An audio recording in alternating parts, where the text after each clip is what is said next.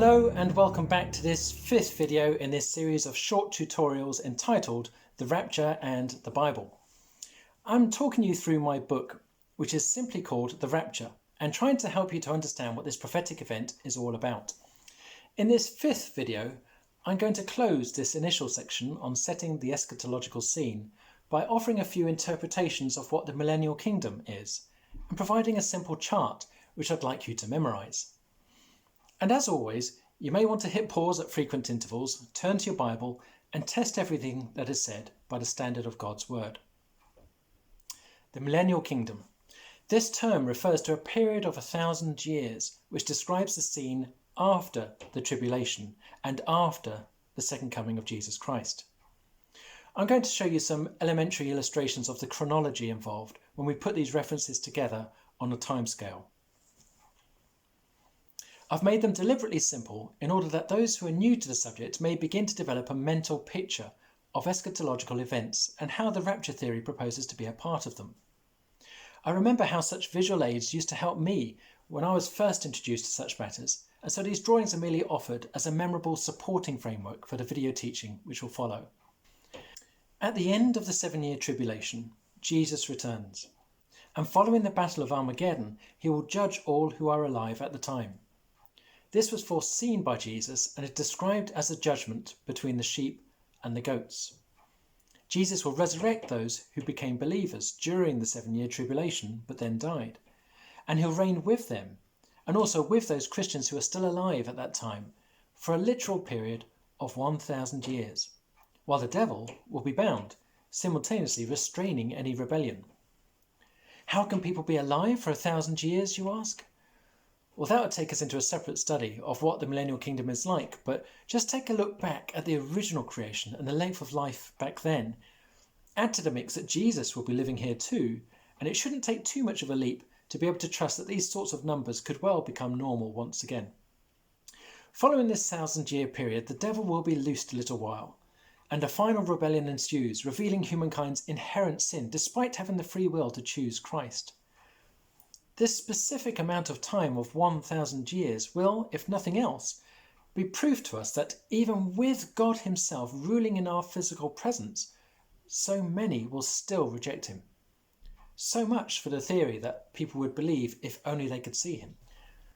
Even as I present this to you, I'm aware of how staggering such information may sound to those who haven't come across this before. This futurist interpretation of the text and ordering of events adheres to pre-millennialism, that is, a belief that Jesus Christ will return first and then rule for 1,000 years.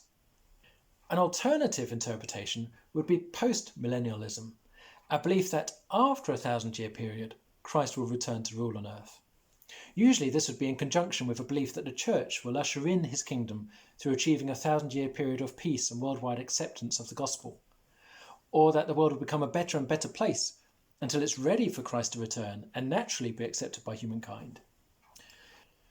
Post-millennialism struggles as soon as one considers the state of the world and its readiness, as opposed to its need, to accept Jesus and his gospel. It also struggles to explain its unusual chronology compared to a plain reading of the scripture.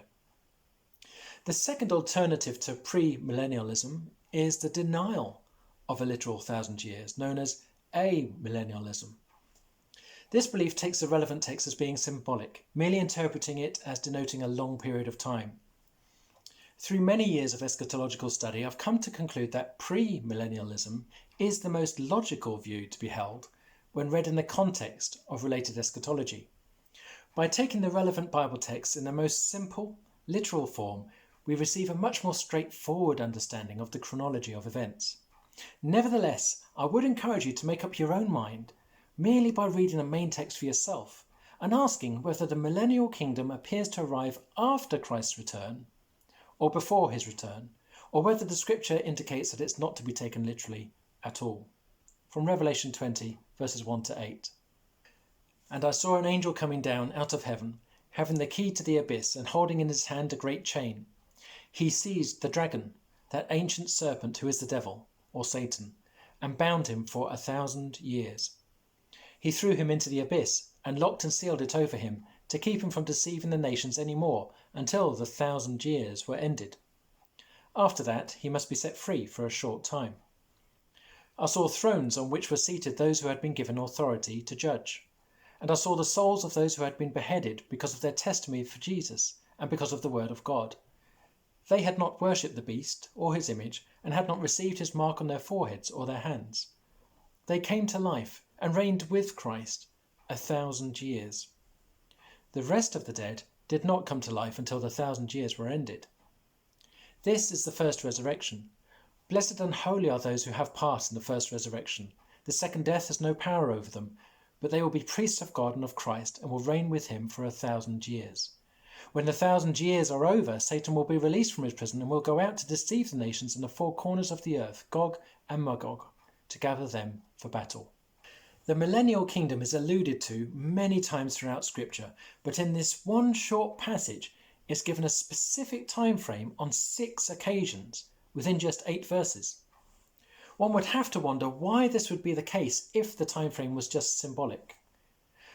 After the 1,000 years, there is this final battle with an unsurprising rebellion led by Satan and an equally unsurprising victory for Christ.